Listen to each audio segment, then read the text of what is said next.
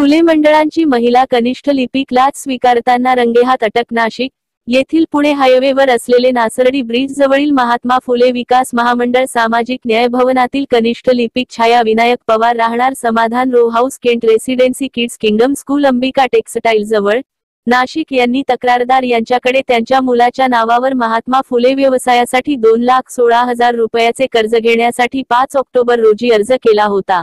सदर कर्जाची रक्कम तक्रारदाराच्या मुलाच्या नावावर अकाउंटमध्ये जमा करण्यासाठी कनिष्ठ लिपिक यांनी तक्रारदाराकडे 2,000 रुपयांची लाचेची मागणी डिसेंबर 12 रोजी करून ती पंचासमक्ष स्वीकारल्याने त्यांना रंगेहात पकडण्यात आले आहे. पोलीस वार्ता प्रतिनिधी आत्माराम बागुल.